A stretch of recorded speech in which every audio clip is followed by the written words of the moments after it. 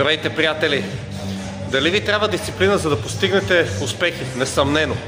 Но не само това. Трябва ви наистина мотивация. Защото без да имате представа в главата си, някаква картинка, която да ви води напред, голяма цел, няма как да само с дисциплина да успеете. Затова трябва да си представяте към какво се стремите.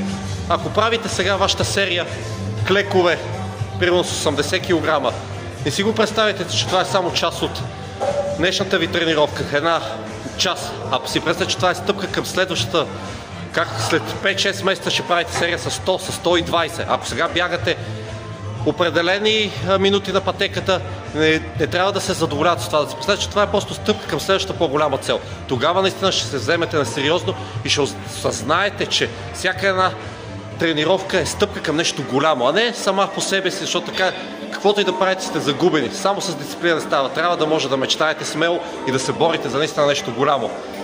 Желая ви успех! До скоро!